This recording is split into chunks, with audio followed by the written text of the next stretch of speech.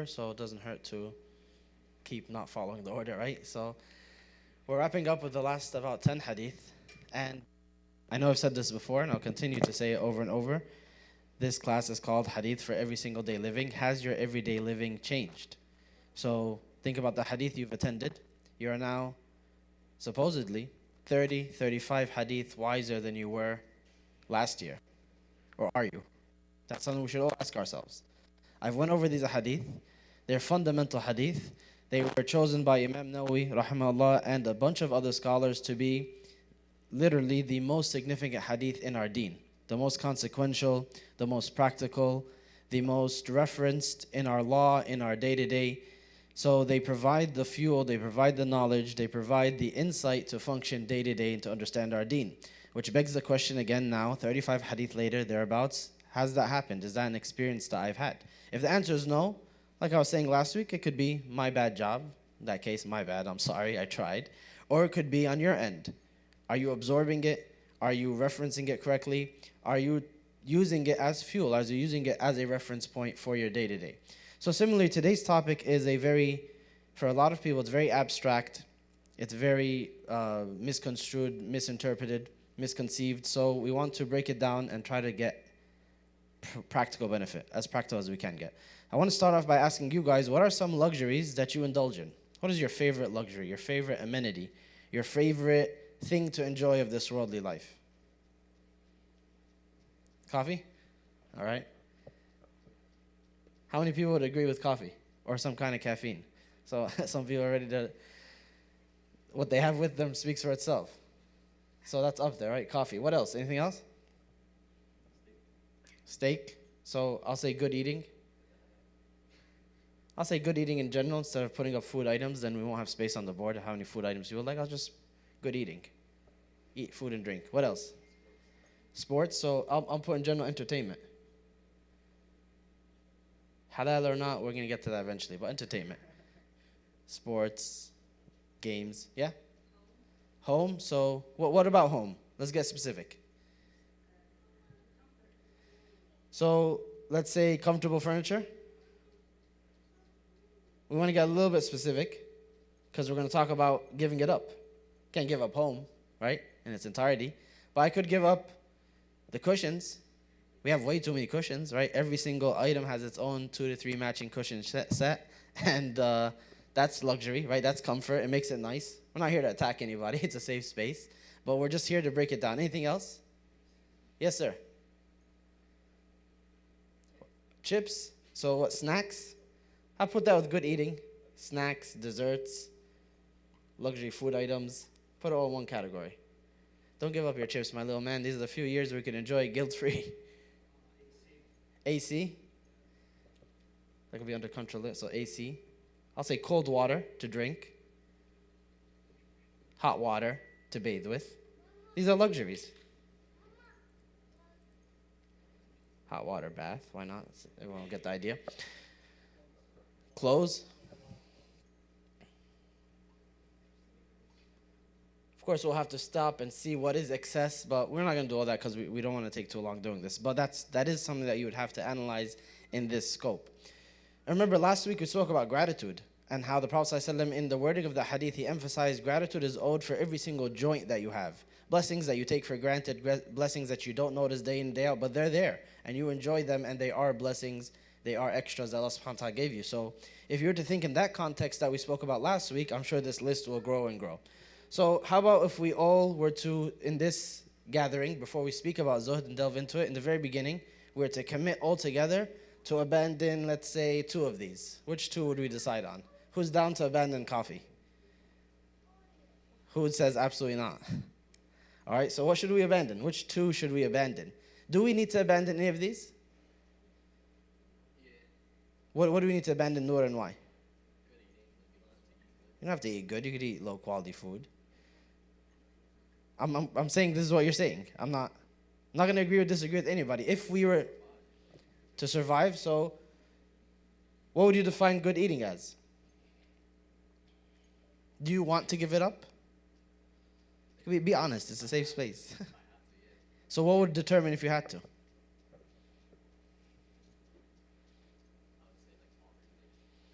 So if now you're not poor, you could afford eating on a certain level, would you want to give that up?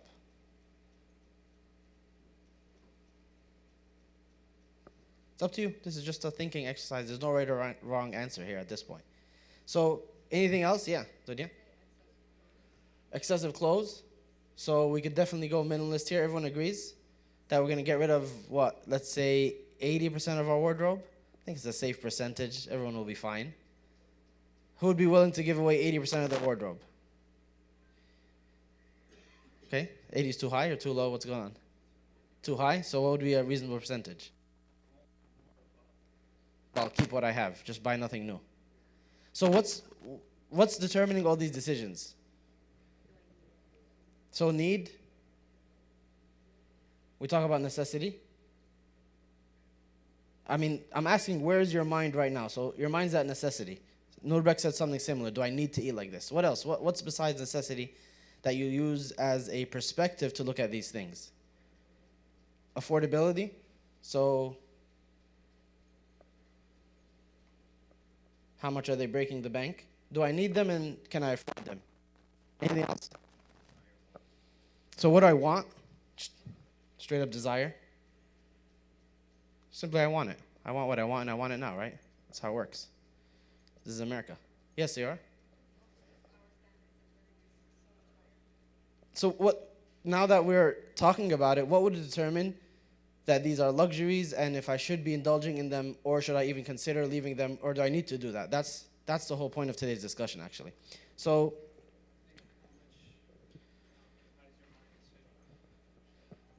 how would you put that in a word?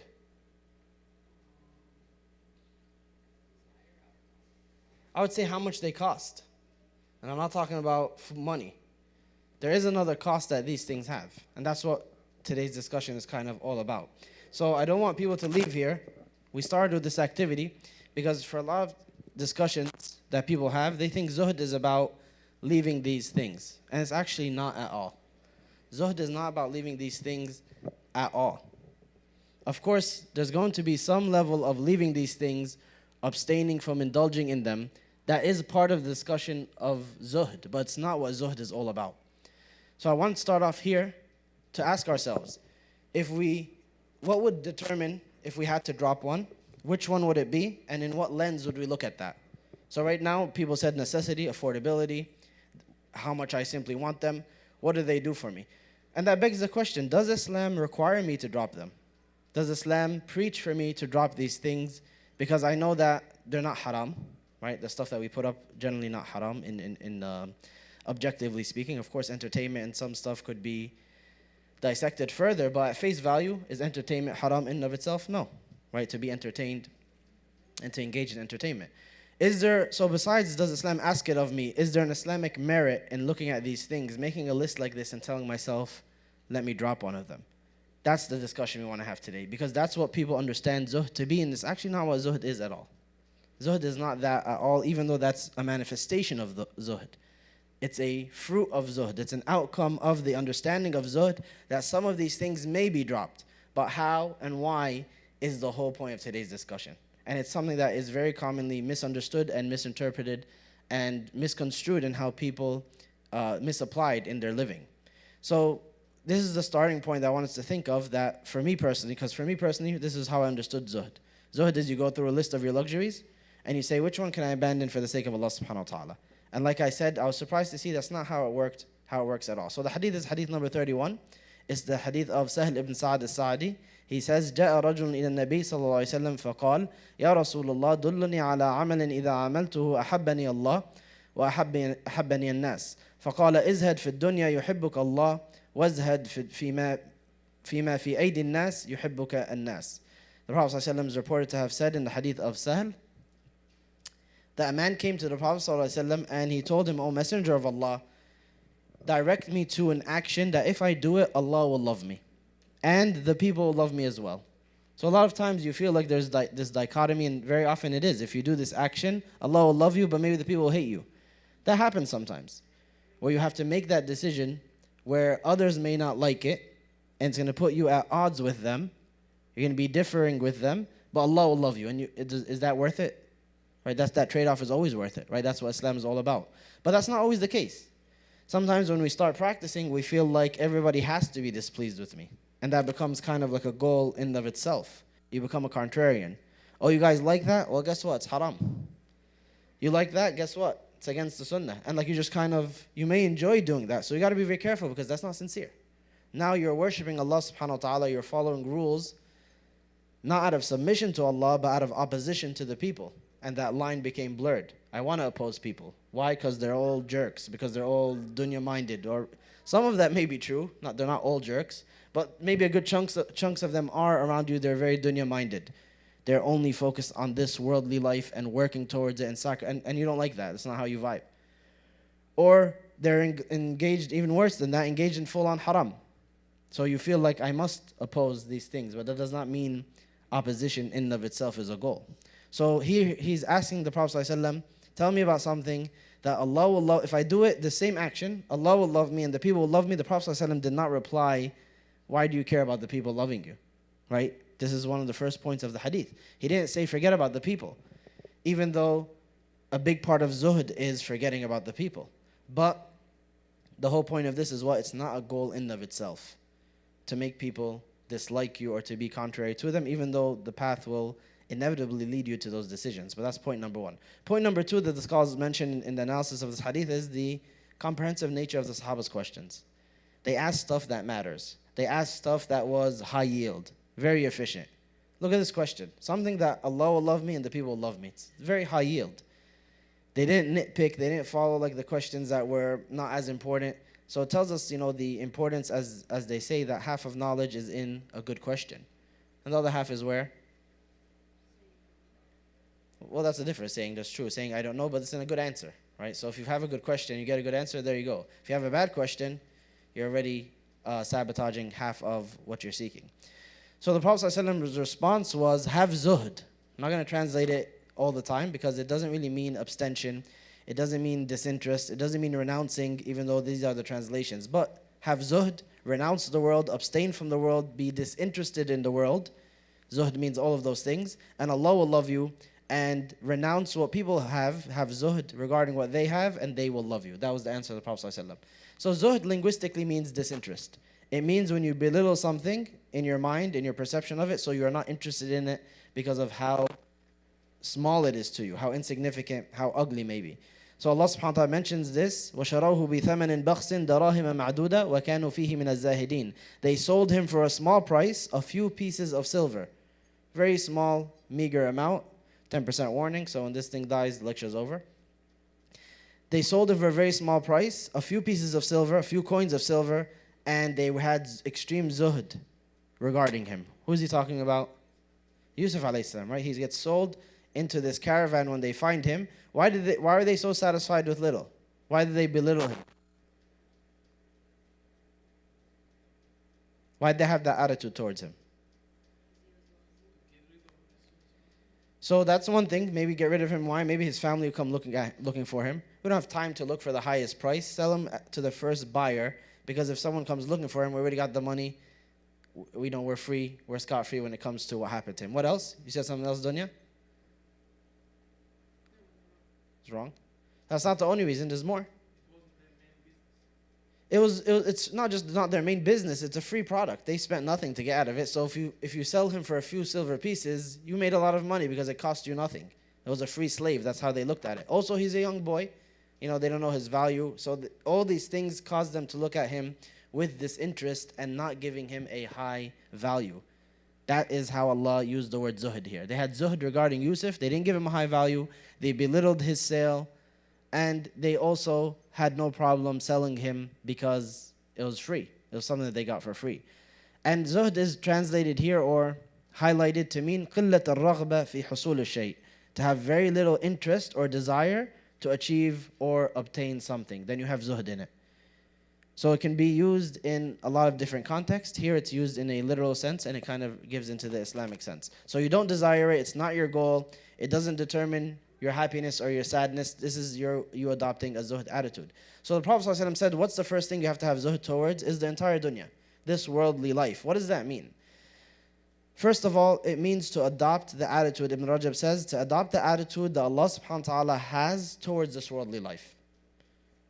So over here, you're told what growing up, you have one life to live.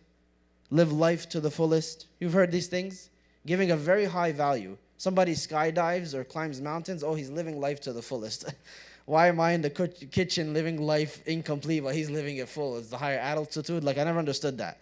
The higher you go and jump off of things, you're living life to the fullest. Who decided that? Why is it? Well, anyway, that's not really important. The point is, they consider that's a life well lived. That's a life invested in. That's a happy life. These things are given insane amounts of value all around us, and you grow up hearing this all the time. What does Allah subhanahu wa ta'ala say? بَلْ تُؤْثِرُونَ الْحَيَاةَ الدُّنْيَا وَالْآخِرَةُ خَيْرٌ وَأَبْقَى. You prefer and you choose this worldly life, while the hereafter is better and more lasting.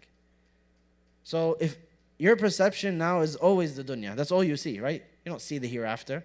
You see the dunya in front of you. This is your first world view. How can I make it look small? How can I make it look insignificant, which is the core of what zuhd is that I can see there's something bigger.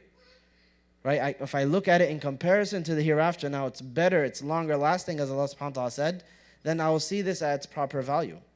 تُرِيدُونَ عَرَضَ الدُّنْيَا وَاللَّهُ يُرِيدُ الْآخِرَةِ. You seek the pleasures of this world, the gain of this world, while Allah seeks the hereafter. That's what He intends. So this is what Allah is making the goal, this is what you make the goal. Allah subhanahu wa ta'ala says about Qarun, فَخَرَجَ عَلَى قَوْمِهِ فِي زِينَتِهِ. He exited amongst his people in all of his adornment and his luxuries and his jewelry. قَالَ الَّذِينَ يُرِيدُونَ الْحَيَاةَ الدُّنْيَا يَا لَيْتَ لَنَا مِثْلَ مَا أُوتِيَ قَارُونَ إِنَّهُ لَذُو حَظٍّ عَظِيمٍ. Those who sought the worldly life, they see him, they say, look at Qarun. They're mesmerized. Look at all that he has. We wish we had what he had. He has been given a great fortune. He's a very lucky man. How about the other people? Allah subhanahu wa ta'ala saying one group of people reacted like that. The other people, وَقَالَ الَّذِينَ أُوتُوا الْعِلْمِ وَإِلَكُمْ ثَوَابُ اللَّهِ خَيْرٌ. Those who had knowledge, those who understood the reality said, what Allah has of reward is better. This is nothing. How are they going to say this is nothing when Allah subhanahu wa ta'ala mentions in the verse right before it, the keys of Qarun's wealth took a group of men to carry. So a group of men are going in a procession carrying the keys, just the keys that open the treasury to this wealth. So it is something impressive. But then those who had knowledge are not impressed, and they say what Allah has of reward is better. For those who do good and do believe and do righteous deeds, and only those who are patient will reach this goal. Allah subhanahu wa ta'ala says, وَفَرِحُوا بِالْحَيَاةِ الدُّنْيَا وَمَا الْحَيَاةُ الدُّنْيَا فِي الْآخِرَةِ إِلَّا مَتَاعٌ. They become overjoyed, excited about this worldly life, but it is nothing but a passive enjoyment compared to the hereafter. All these ayat over and over again, almost not a single surah of the Quran except it has verses like this in plenty to tell us what is the reality and what is deserving of our focus. So zuhd starts there. What is the dunya worth to you? Its goals, its luxuries, these things that we put on the board and more. What does it mean to you? For some people, it could be this, well, coffee helps me function, or without it, I cannot function. So it's functional. And other people, it's about the pleasure. I just enjoy drinking it, right? But for some people, is coffee like a life goal? For some people, huh? Some will say it's a necessity, but I'm saying, is it a necessity to function? Is it because of the utility it provides, or is it a life goal? Even a comfortable home. So the cushions there's no way that all those cushions are functional. I'll just put it out there. It's a sister's thing. The amount of cushions that you get for something, it definitely passes function, right? There's more than that we have people in this house, right? We have more than one pillow per person. And the utility is provided. That doesn't necessitate that it's haram. But what I'm trying to emphasize here is it a life goal? Will somebody look at this house and say, it's not complete, I cannot find rest in my soul until it's a certain level of comfort? Yes, some people are like that. And that's what zuhd is all about. That's where it begins. To understand that it's not what life is all about, and to not allow these things to become what life is all about, which is the point of this first section here, which is looking at the worldly life in the same lens that Allah subhanahu wa ta'ala told us to look at it. The Prophet ﷺ, in the hadith of Jabir ibn Abdullah radiallahu anhuma, he says that the Prophet ﷺ passed by the marketplace while the people were in it, and he found on the side a corpse of a sheep. And this sheep had small ears, very tiny ears. It was a physical deficiency, right? It was a birth defect that some sheep would have. So it has very unsightly small ears that make it look weird, and it's dead. And he turns to the Sahaba ﷺ and he says, أَيُّكُمْ يُحِبُّ أَنَّ هَذَا لَهْ بِدِرْهَمْ. Which one of you would like to have this sheep for 1 silver coin? So they told the Prophet ﷺ, we wouldn't take it for free. Forget 1 silver coin, which is a very small price. We wouldn't take him for free. Then he repeated, أَتُحِبُّونَ أَنَّهُ لَكُمْ. Who wants it? He's still saying for sale. And they said, O Messenger of Allah, even if it was alive, look at its ears, it's deficient. We wouldn't purchase something like this.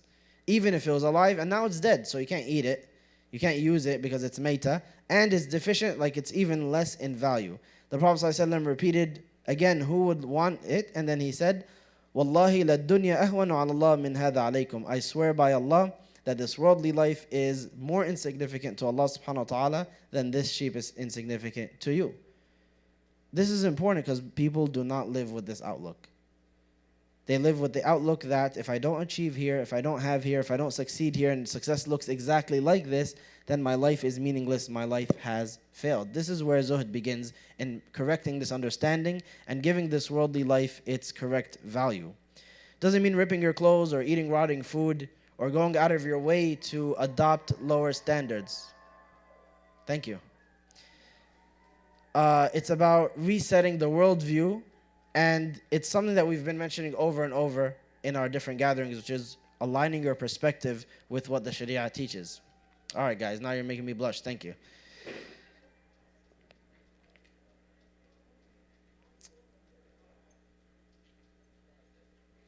So it was also narrated, and this is most likely from the Tabi'een, Ibn Rajab says, even though it's attributed to some Sahaba and even back to the Prophet ﷺ in some narrations, but most likely it's a saying of some of the Tabi'een that true Zuhd in this worldly life, لَيْسَتْ بِتَحْرِيمِ الْحَلَالِ. It's not by making halal things haram.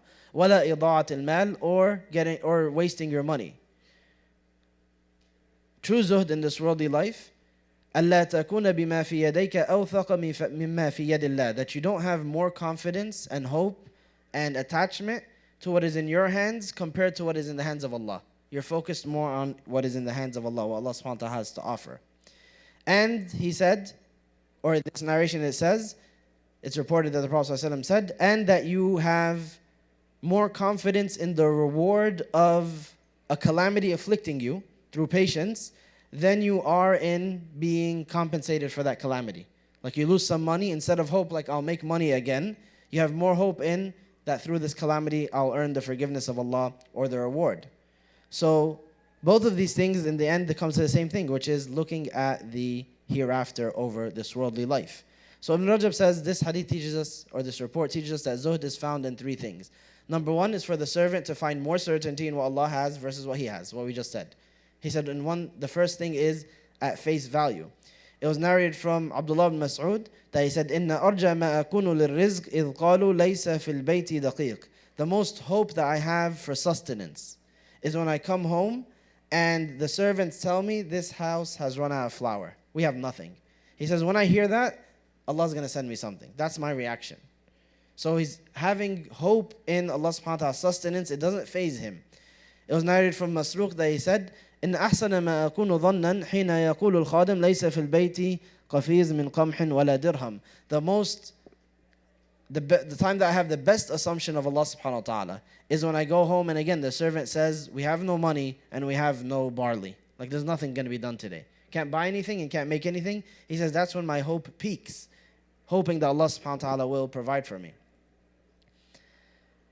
It was told to Abi Hazm al-Zahid, what is the wealth that you have? He said, I have 2 types of wealth, and through them I never fear poverty.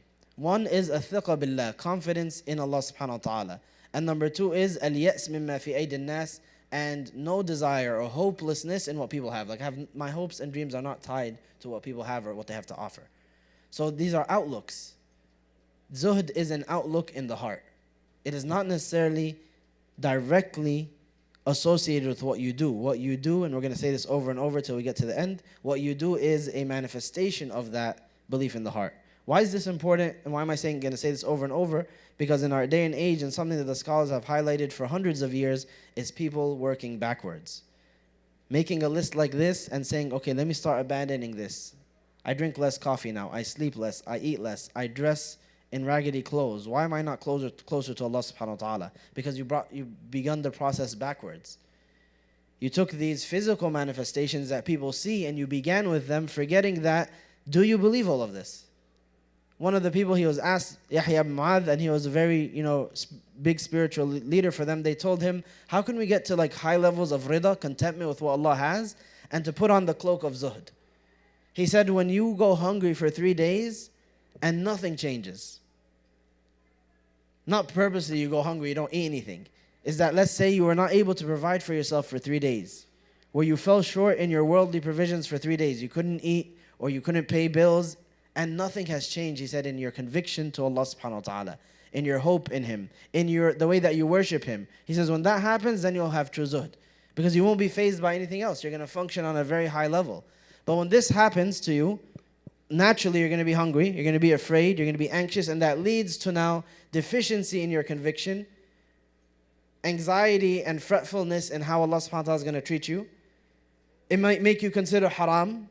Then zuhd is, he said, forget about zuhd at that point. The zuhd that you engage in is pretentious, he said. It's fake.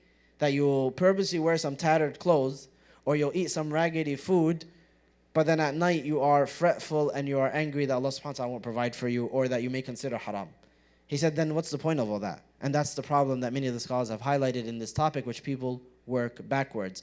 When if you implemented these things correctly and with conviction, it'll naturally lead to be less fretful, less insistence on worldly things, and you'll look at them in a different perspective, which we're getting to, inshallah, soon. So there's a lot of narrations that kind of discuss the same thing, the same statements from the Sahaba and those afterwards, speaking about the focus on the hereafter being above everything, and that comes from yaqeen, certainty, that you believe this is true with full conviction. You read narrations about the hereafter, descriptions about death, descriptions about the Day of Judgment, descriptions about Jannah and Nar, and you believe that with full certainty and full conviction, and start to prepare for it more than you do for the worldly life. And it comes from contentment as well, that you're content with what you have, and that you consider everything in the same lens. It was narrated that Umar ibn Khattab went to visit Ash-Sham, and when he got there, they served him a type of food that was not something that they had ever seen before in terms of the amount, the quantity. So it doesn't say here exactly what it was, and usually it was like meat mixed with something else. They didn't have a lot of mixes in the time of the Sahaba. You either had bread today, or meat, or something else. Like to have all of them at once was a feast in their time. So he was presented with a big feast, and he told them, this is for us. Like he was shocked, like you're presenting this to one person. And they told him, it's, alhamdulillah, Allah has blessed us here. This is a normal food here. This is a normal food that people may be presented, a mix of different things. So he said, فما للفقراء المسلمين الذين ماتوا وما شبعوا من خبز الشعير. What do you say now about the poor Muslims who died before us, meaning the Sahaba before this time, and they never filled their stomachs with the plainest bread? Like they never even got the plainest bread to fill their stomachs. So what do you say about them? And they never experienced this. Like he's saying, think about this perspective. So Khalid ibn Walid was there, and he told them, lahumul jannah, like Allah will reward them with Jannah for their patience and their suffering.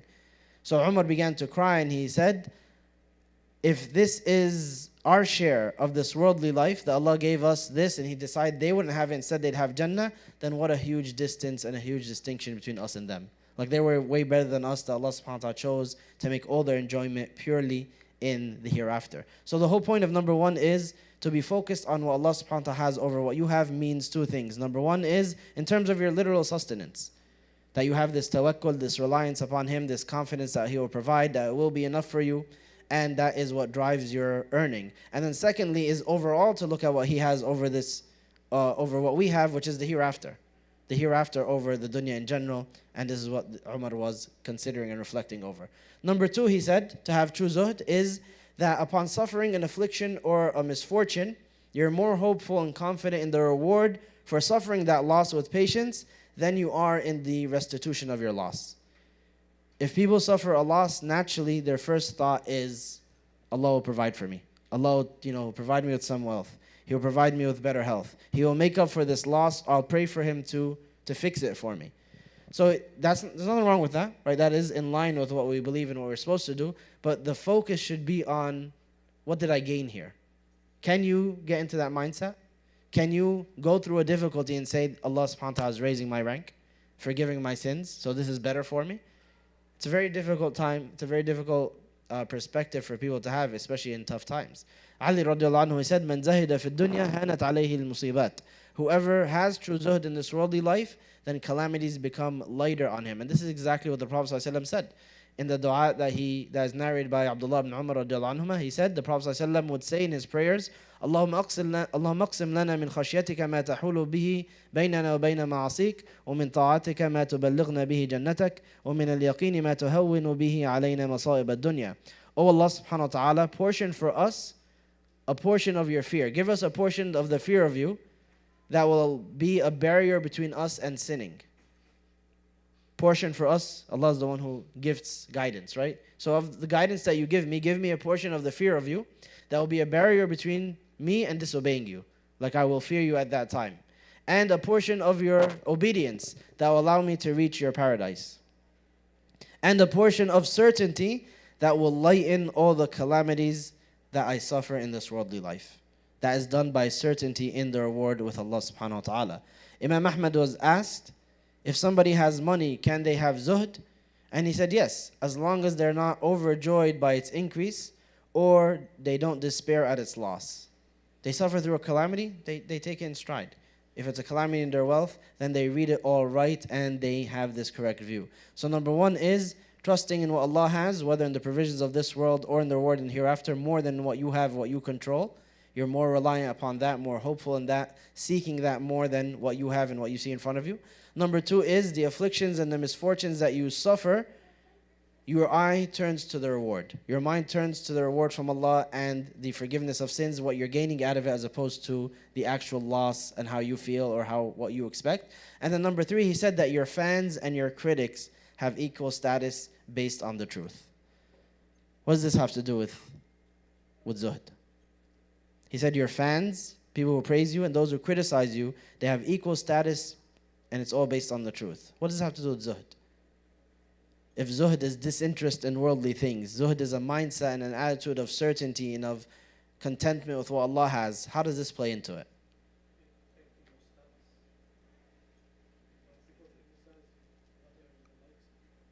It's true.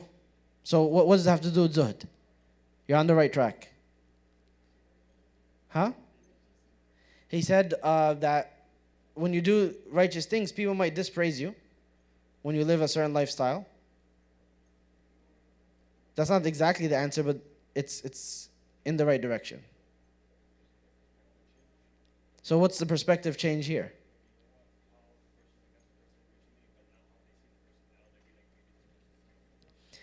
No, not necessarily. So if zuhd is disinterest in worldly things, the pleasures, the luxuries over the hereafter, this is in disinterest in the pleasure or the worldly amenity of what? Of reputation. Double Parker? It's double park, License plate CN? 49733. 497, okay. Exactly, he got it. Do I need a charger? It's at 4%. I think we'll be done by then.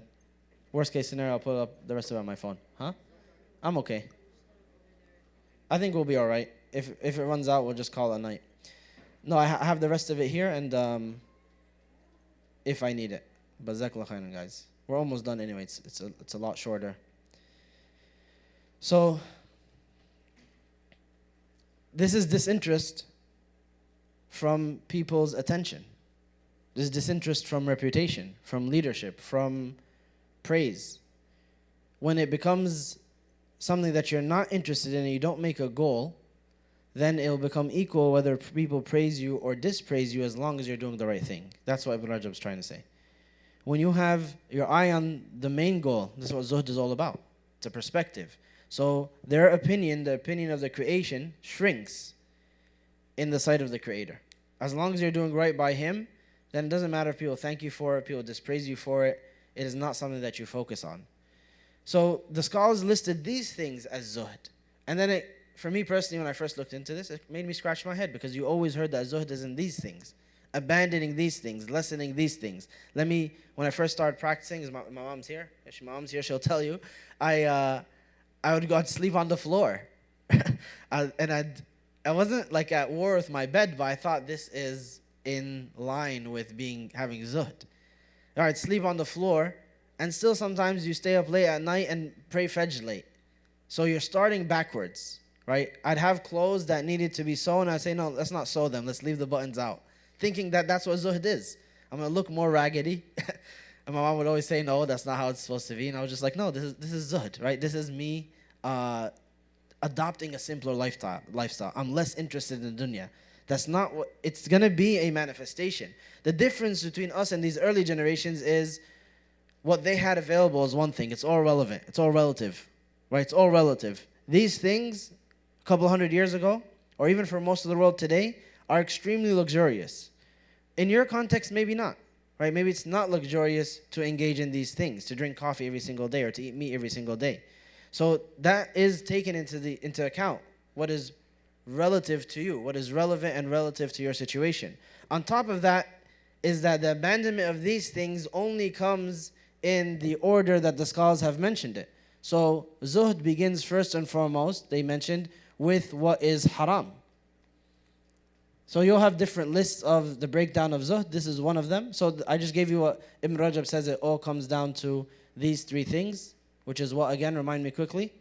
That you're more certain in what over what? What Allah has versus what you have. That comes in sense of provisions in this world and your effort and your focus on it, as well as in general, which is the hereafter versus this world. Number two,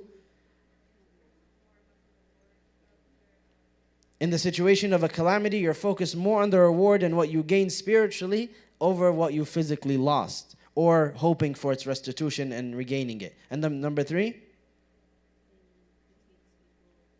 critique and praise are equal in your sight. You treat them the same because they are not your goal, especially or particularly when it comes to implementing the truth.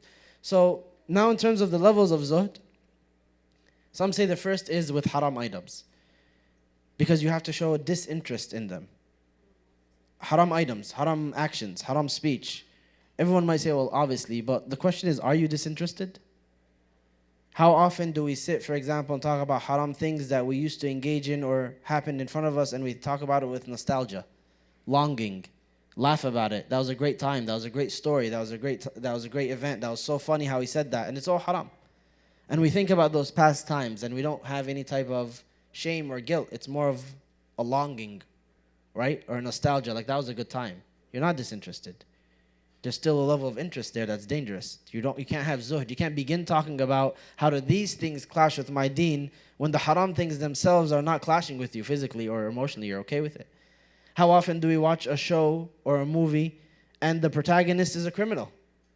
Protagonist is stealing, is killing, committing shirk left and right, and you're rooting for him or her. And when things go wrong in their story, you feel bad. No, I want them to get away with the murder. I want them to get away with the theft. They made it, yes. You guys, I'm not talking Chinese here, right? This is something that everybody relates to. You've experienced this. No offense to anybody. But that's a problem. You don't have disinterest in haram. You have a strong interest in it. You root for it. You praise it when it happens in front of you. Some will say, oh, but it's just movies. No, there's something in the heart there. There's something there that we need to work on that is taking us for a ride. So disinterest from haram is a priority. Then disinterest from what is doubtful. I'm not interested in something. Why? Again, because of everything that we just said. Now the fuel makes sense. Now I'm looking at the hereafter. I'm looking at my journey towards Allah subhanahu wa ta'ala. I'm hiking up a mountain. Right? If I'm hiking up a mountain, what am I going to carry with me? Everything that I carry is going to add weight, is going to make my job harder. So when it's necessary, it has to be necessary. Like you're climbing up Everest, you're going to need some oxygen, right? Or you'll die. But you're not going to take your TV, right? Would you? Would you take your iPad? So everything's going to get weighed against the journey, how it helps or it harms. So this interest is based completely on the interest for the journey and the goal. And then number 3, the last thing is looking at the halal. Looking at the halal, and this is out of fear of leading to the haram, like we spoke about in previous hadiths, or even if there's no fear of haram, it is because of its weight on the journey. This item is not haram, but it's weighing me down on the journey. And when you read the examples of the righteous, it really blows you away how much they dove into these concepts and how much effort they put in to avoid haram A, and then B, to cast off things that they felt like were dead weight. But the highlight again and again that we'll keep mentioning is that was not pretension. It was not insincere for show, where they'd say like, let me eat less comfortably, let me sit less comfortably, let me dress less comfortably out of my desire to get closer to Allah subhanahu wa ta'ala. They actually never did that. It was their desire to approach Allah subhanahu wa ta'ala, to focus on the hereafter, that these things automatically shrunk. They naturally didn't notice them. They naturally cast them off because they were heading on their journey and this was dead weight. So they didn't cast these things off to approach Allah subhanahu wa ta'ala. In their approach to Allah subhanahu wa ta'ala, these things naturally lost importance and lost weight. And of course, relevant to their different standards. You come in here now. Yes, sir. Double Park? Wa alaikum salam. All right, sounds good. We'll wrap up right now. Jazakallah khairan.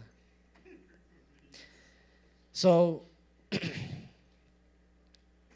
this approach is one of the biggest emphasis that the scholars have put in every single writing of Zuhd. They emphasize this more than anything because, again, they've seen time and again people take this approach backwards. And they said when you take this approach backwards, a couple of things happens. Number one, because you took it backwards and the conviction and the faith is not there, you're going to give it up. You're going to say, let me cut down on my eating, let me cut down on my sleeping, let me cut down on my dress. The heart is not ready to do any of that. You're going to rebound harder than ever. Now you eat even more, you dress even fancier, you're even more gung-ho about the luxuries than you were before you started because your heart wasn't there yet and you put on something that was not ready to bear. Or the difficulty of that time will lead you to haram, straight up. Somebody who told themselves, I'll be content with little, and then over time, they start to envy other people. They say, man, I've chose the religious life. Yeah, I'm satisfied with little. I'm not like these people. Or why does he have so much? You start getting into arrogance or envy, which is way worse off for somebody than if they indulged in these halal things and took things one step at a time. So that's why they emphasize this more than anything. In the chapters of Zuhd, like I said, these things are emphasized a lot more than the physical abstinence from things. Imam Ahmad says Zuhd is in 3 levels. Number 1 is that you leave off that which is haram, and this is the zuhd of the general masses. The general people, this is what they struggle with, which is disinterest and dislodging from haram things in their life. The higher class people, meaning in terms of religion, they have zuhd from halal things. When they see that these halal things are a burden, when they see that these halal things make it harder to worship Allah subhanahu wa ta'ala. There's a narration mentioned about Isa alayhi salam that he turned to Bani Israel and he told them, O Bani Israel, لا تكثروا الأكل, do not eat much, because whoever eats much will sleep much, and whoever sleeps much will not pray except a little bit, and whoever prays only a little bit will be of the heedless. And there's also a narration that Yahya alayhi salam, he had a conversation with Shaitan, and he asked him, were you able to afflict me with anything? You're always whispering to people, you're always trying to get them to sin. Have you ever achieved anything against me? And he said, no, except for one time that you came to eat, and I kept enticing you towards the food.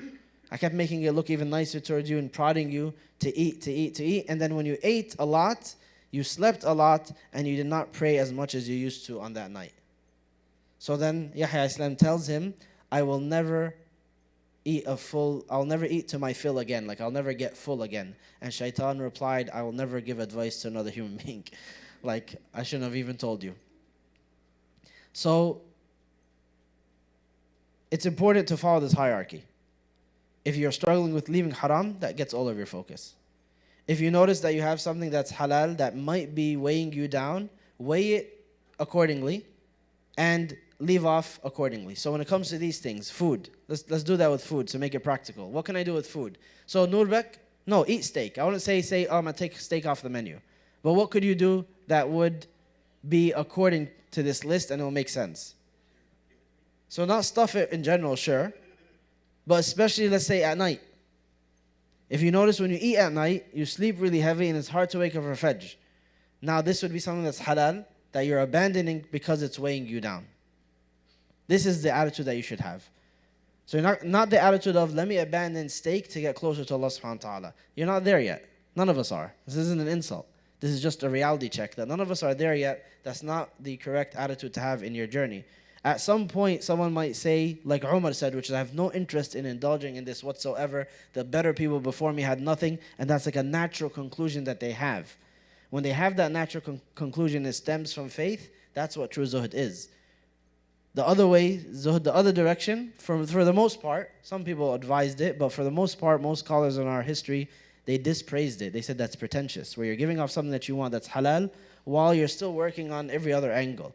And it's unnatural as opposed to it happening naturally, especially if there's nothing wrong with it. But in this case, there's something wrong with it, which is if I eat past 10 p.m., I will sleep heavily and I won't wake up for Fajr. Same thing with coffee. If I have a cup after 8, it's going to ruin my sleep and I won't have difficulty waking up now. Right? So these, or I will, for example, not go to the fancy, super fancy shop. I'll go to one that's less fancy, and with the money that I save from going here, from there, I'll give it in sadaqah. These are now the ways of thinking where it's on the second level, as Imam Ahmad mentioned, which is, it is hindering your journey. What is the third level? He said is zuhd, leaving off anything that is not Allah subhanahu wa ta'ala, anything that doesn't directly connect you. And he said this is the zuhd of the elite, those who know Allah subhanahu wa ta'ala. So for them, it's no longer, this item will not hold me back on my journey. It's not eating heavy at night or overeating, or it's too comfort so I fell asleep and I won't wake up for qiyam. That's not what they look at all, but they literally have only one desire, and that's Allah subhanahu wa ta'ala. So everything else loses interest. Everything else they lose interest in. That'd be ihsan in this regard, yeah. It's an even higher level, and it's something that's difficult to, this is why you would see, for example, narrations about some of them that, you know, when the governor or the wali would be passing by the marketplace, everyone would stop to look at them. They're on a fancy horse, they're going to have an entourage, they might have like an announcer. So some of them, and even the person you're buying and selling from, they might stop because they're observing the procession. So the whole world freezes, right? This was common. So some of them, when that would happen, they would avert their gaze, they would look down. They say, I don't want to see his horse. I don't want to see his servants. I don't want to see like how well he's dressed. I don't need that distraction from Allah subhanahu wa ta'ala. Even though it may not be, it's definitely not haram just to look at it. It may not even be haram to want it. Someone sees a nice car and wants it. Is that haram? It isn't. Is it holding them back from their journey? It may or may not. If it's earned in halal and spent in halal, it may not hold them back from their journey. Is it something that can easily enter the heart and become a distraction from Allah subhanahu wa ta'ala? How many people, their lock screen is a car, right? You see, they open their phone and the first thing is there's a vehicle there that is their dream vehicle, right? Give me a popular car. I was going to say something, but it's probably outdated. Porsche? Porsche is still cool? All right. So it always goes back to the metaphor of hiking up a mountain. What would you bring? What is distracting you? What is making it more difficult? Ibn Qayyim rahimahullah, he says Adam alayhi salam was exiled from Jannah through, shaitan got him through two things. هل أدلك على شجرة الملك وخلد شجرة الخلد وملك لا يبلى. Should I not inform you about the tree of eternal life and dominion that never ends? You'll live forever and you'll have limitless stuff. So this is, Ibn Qayyim says, this is how shaitan enticed Adam to exit Jannah, to get exiled from Jannah. So your return to Jannah is in denouncing these two things. Your hopes are not based on length of life or abundant property. So very quickly, now to close, how can you achieve this?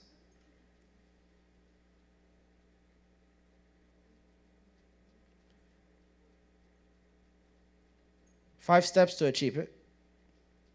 Can I give an announcement? Okay. Is Rahman here? I don't see him. How can you achieve zuhd? So number one is don't actually show interest in haram. Don't show interest in things that will hinder your journey. We're talking about developing disinterest. Someone will say, well, I'm interested in it. What can I do? Well, don't actively show interest. So when it comes to the movies, the shows, the videos you watch online, if they're showcasing haram, turn it off. Don't root for a character. Don't watch a movie where the main character, the person you're supposed to be cheering for, the person that you're following their story, is killing people, is stealing, is committing shirk, is indulging in a way of life that you don't approve of, that you know to be intrinsically wrong. That's going to enter your heart. You're going to see their success as something positive. You feel it inside of you, right? When you watch this movie, you feel happy. You feel joyful when the characters achieve something. So step one is don't do that to yourself. if it is on your feed, on social media. If it is something that is in any way clashing with our deen, don't linger there, don't like it. Don't save and say, well, I just like the way that this looks or the way that this was said or the way that was done. If it was haram, make an active effort not to show interest in it, because what you listen to, what you look at, these are all windows to the heart, and they will affect your ability to connect to these things or not. Number 2 is to focus on the hereafter. This is something that we try to do every Friday, right, in our series. How connected are you to the hereafter? What happens when you die? What does it look like? Have you ever shrouded a body? Have you ever washed one? Have you ever visited someone who's dying? Have you ever been to the graveyard outside of a janazah just for you? Have you ever followed through all of these things in sequence and you mapped it out in your mind, mapped it out in your notebook, and put yourself in each of these positions? How much details do you know about all of this? From the moment that you start to die until you stand in front of Allah subhanahu wa ta'ala for judgment, until Jannah or Nar. Do you know each one of these steps? Is it something on the forefront of your mind? Because by looking at these things, the dunya shrinks. It becomes very insignificant. Because it's in comparison to the hereafter. It's in comparison to Jannah to Nar. It's in comparison to standing in front of Allah subhanahu wa ta'ala. That's why you have Imam Ahmad. He was super strict on himself. He's one of the best examples they have for Zuhd and a Zuhd lifestyle. That when he came, Ishaq ibn Rahawayh, he says, we went together to study in Mecca under Sufyan ibn Uyayna. And then we'd go and attend his circles in Mecca, and then for days Imam Ahmad went missing. So I went to his room, and he refused to open the door for me. So I said, what's going on? Like, we came to seek knowledge, you haven't been to the lecture in days. Are you okay? And he says, someone broke into my house and stole my clothes. Stole the only pair of clothes that I had with me. So now I'm stuck here. So Ishaq ibn Rahawayh says, I'll give you one pair of clothes, like just take one of mine. He says, no. He's like, I'm not a freeloader. I don't take things from people freely. It's a standard he set for himself. So he told him, fine, I will give you, I have some coins here. Take it as a gift from a friend or as a loan. I'll leave it up to you. He said no and no, neither. He refused things from anybody. This was his standard. And he was offered positions by the government. He said no. I don't know how much of that money is taken lawfully, how much of it they took by force. So they said, fine, forget money from the government. This is the scholars around him, because they had different opinions. Not everyone had the same exact opinion. Some of them said, take a position. You're knowledgeable, you'll use it in halal, and you'll use it to support others. Other scholars have done that, it's not haram. And he didn't say it was haram, he said, I won't do that. So they said, fine, forget a governmental position. Take one of these subsidiaries. People would subsidize ilm. They would take a chunk of money, and they would say, this belongs to the scholars. Any scholar who needs food, who needs supplies, they're going to put it in a certain place and make a waqf where scholars can just come and take from it. So it's purely for that reason. It's not taken by the government. He said, absolutely not. I won't take from that either. So he refused all these things out of his high standard, because he considered them either dubious, that I'm not exactly sure where they came from, I didn't see it, or even if it's not dubious, I don't have that standard for myself. So he told him, fine, take these coins from me, and you'll either, and sorry, the way the story started, actually, he was sitting, Ishaq ibn Rahawayh was sitting with a bunch of people, and he pulls out a notebook, and he says, do you recognize this handwriting? And they said, yes, that's Imam Ahmad's handwriting. Why is it in your book? So he explained this story. So he said, take these coins as a gift or as a loan. You could pay me back. And he said, no and no. So he said, fine. I have a book here that I want to copy into another book. Would you like to do that for a payment? He said, yes. It's my own money. It's my own hard work. That I earn it, I'll take that money. But I have no clothes. So go to the market, get me some paper, get me some stuff that I need, and then buy the clothes in advance and give me the payment, because then I can't go out till you do all of that. So he says, that's how I have his writing in my notebook. He was a copier. He was someone who would actually copy people's books and that earn you pennies. And sometimes he would weave things, like weave a design on someone's clothes or someone's hat. And these things were the most meager jobs. Like they earned you pennies. Sometimes he would go and help the harvest. Like people were harvesting, and like they have like a bunch of food on the side or crops. You say, I'll pick these up and I'll carry them. A huge scholar like Imam Ahmad. But this was the zuhd that he had. All of this wasn't, let me shrink my means, make my life more difficult to get closer to Allah. That's not the thought process that we're emphasizing. It is his care that it's not from a haram source, and his desire for it to be from his own hard work and not any other source, regardless of if it was halal or not. His thinking process was, if I take from a governmental position that is a level of accountability that I'm not ready for. If I take from the sadaqah that people set up for scholars, they set it up for a certain cause, I don't know if I'll hold myself to that standard. I earn it from my own hard work. This is something that I'm confident in. I know exactly where it came from and where it's going. So it's this mentality that fueled his decisions. So you focus on the hereafter and the worldly life shrinks. Number 3 is you give every single aspect of the dunya that you have a share of the hereafter. Nothing is pure dunya. What does that mean? You get a new job. What do? First paycheck. Give some of it in sadaqah. Predetermined amount that you say, once I get that first paycheck, this is going to sadaqah. This is going to a righteous cause. You get a new car. What do? What do? Drive to the masjid, okay. Give someone a ride.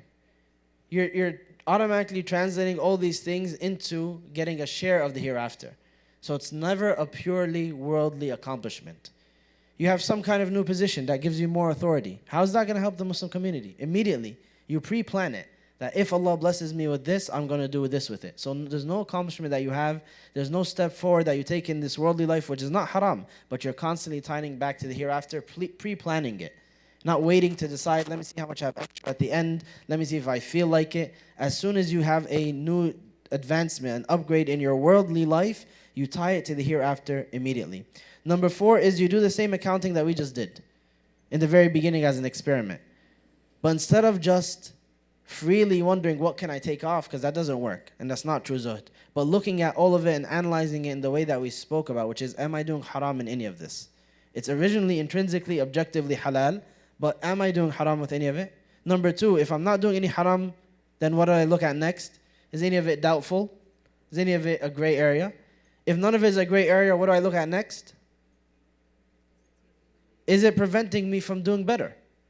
It could not be haram at all. It could not even be makruh or differed over, but maybe it's taking away from the good that I could do or the benefit that I can have. And then if not, the last step is to see if it is a distraction in general that maybe you are too focused in, even if it's not preventing you from any good. And you look at it in those levels. That's super important. Because once again, it is very popular and has been popular for many years, hundreds of years, in different writings and different perspectives, that this list is started backwards. That people will say, don't drink cold water ever again. Just make that a decision that you make for yourself. And they'll use all these narrations, the same ones that we used and more, where you'll see scholars did take these things off of the list for themselves. The difference is it wasn't pretentious, it was natural for them.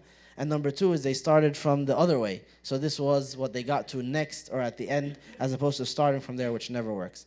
The last thing is find like-minded individuals. You're not going to be able to have this perception of the world when all of your friends are saying you have the worst car out of all of us, you're a loser. You've been wearing that shirt twice or the abaya twice, you're too stinky for us, right? This isn't a call for you to dress, like we said this over and over again, to dress in an unclean fashion or in tatters or rags. But if people are going to shame you for having less dunya, shame you for not having dunya-minded goals, highlight the fact that you don't have this and you don't have that and these are their goals, it is unlikely that you're going to lock into your perspective. You won't be able to lock into the correct perspective when you're surrounded by the wrong one. So, to close, inshallah, right before Maghrib, I want you to look at this list again and make it even longer now. Add everything onto there. Everything that you enjoy of luxuries that Allah subhanahu wa ta'ala bestowed upon you. And you will find things that match this checklist that we did. Things that either A, lead to haram, thank you, jazakallah khairan, or are dubious, they're questionable, or they hinder you from doing better, or they are a significant distraction in you trying to journey towards Allah subhanahu wa ta'ala. And zuhd is in analyzing each one accordingly, according to your level, and constantly checking yourself against similar lists. So it's a general concept. What does it specifically look like for you? That's something you should revisit and consider very closely so that you can improve your journey towards Allah subhanahu wa ta'ala. Any quick questions before we stop for Maghrib?